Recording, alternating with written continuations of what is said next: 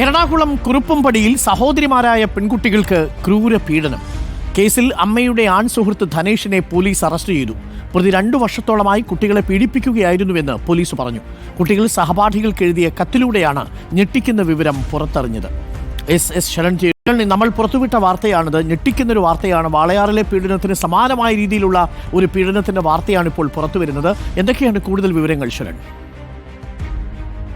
Doctor Arun, Walayar കേസിന് ശേഷം കേരളത്തെ ഏറ്റവും കൂടുതൽ ഞെട്ടിച്ച സംഭവമായി മാറുകയാണ് കുറുപ്പംപടിയിലെ പീഡനം. അതായത് വെറും 10ഉം 12ഉം വയസ്സ് മാത്രം പ്രായമുള്ള പെൺകുട്ടികളാണ് 2 വർഷത്തോളം ക്രൂരമായ പീഡനത്തിന് ഇരയായിരിക്കുന്നത്. ഈ സംഭവങ്ങളുടെയൊക്കെ തുടക്കം ഇങ്ങനെയാണ്. 2 വർഷങ്ങൾക്ക് മുൻപ് പെൺകുട്ടികളുടെ അച്ഛൻ മരിക്കുന്നു. അതിനുശേഷം അമ്മ അയ്യമ്പുഴ സ്വദേശിയായ ധനേഷുമായി ബന്ധത്തിലാകുന്നു.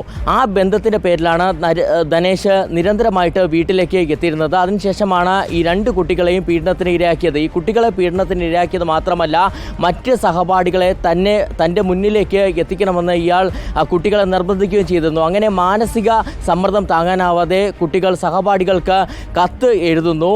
നിങ്ങൾ ഇവിടേക്ക് വരണം, ഇയാൾക്ക് കാണാൻ താല്പര്യമുണ്ട് എന്ന് പറഞ്ഞുകൊണ്ടാണ് കത്ത് എഴുതിയിരുന്നത്. ഈ കത്താണ് ഈ കേസിൽ ഏറ്റവും നിർണായകമായി മാറിയത്. അതായത് സഹപാഠികൾ ഈ കത്ത് ടീച്ചറെ കാണിക്കുകയും തുടർന്ന് സ്കൂൾ അധികൃതർ പോലീസിനെ വിവരമറിയിക്കുകയായിരുന്നു. അങ്ങനെ സ്കൂൾ അധികൃതർ നൽകിയ പരാതിയുടെ അടിസ്ഥാനത്തിലാണ് അയ്യമ്പുഴ സ്വദേശിയായ ധനേഷിനെ അറസ്റ്റ് ചെയ്തിരിക്കുന്നത്. ഇയാളെ അറസ്റ്റ് ചെയ്യുന്നതിന് മുമ്പ് വിശദമായ ചോദ്യം ചെയ്യൽ ഉണ്ടായിരുന്നു. അപ്പോൾ ഈ ചോദ്യം ചെയ്യൽ ഇയാൾ കുറ്റസമ്മതം നടത്തി. ഇയാൾ പറഞ്ഞിരിക്കുന്നത് ഈ പെൺകുട്ടികളെ പീഡിപ്പിക്കാൻ കാരണം, അതായത് അമ്മയെ ഒഴിവാക്കുന്നതിൻ്റെ ഭാഗമായിട്ടായിരുന്നു, അമ്മയെ ഒഴിവാക്കാൻ വേണ്ടിയായിരുന്നു പെൺകുട്ടികളെ പീഡിപ്പിച്ചതെന്നുള്ളതാണ്. മറ്റൊരു വളരെ പ്രധാനപ്പെട്ട കാര്യം വരുന്നത്, ഈ അമ്മയുടെ അറിവോട് കൂടിയാണ് ഈ പീഡനം നടന്നതെന്ന സംശയവും ബലപ്പെട്ടുകൊണ്ടിരിക്കുകയാണ്. കഴിഞ്ഞ 2 വർഷമായി ഇത്തരത്തിൽ ഇയാൾ പെൺകുട്ടികളെ പീഡിപ്പിച്ചെന്ന് പറയുമ്പോൾ അത് അമ്മയ്ക്ക് അറിയാമായിരുന്നു. അത് മറച്ചു വെച്ചു എന്നുള്ളതാണ് പോലീസിന് സംശയമുള്ളത്. സ്വാഭാവികമായിട്ട് അതുകൊണ്ട് തന്നെ അമ്മയെ കസ്റ്റഡിയിൽ എടുത്ത് ചോദ്യം ചെയ്യും. ഒപ്പം തന്നെ ഈ പെൺകുട്ടികൾ, ഇപ്പോൾ പരീക്ഷാ കാലമാണ്, ഈ പരീക്ഷ കഴിഞ്ഞതിന് ശേഷം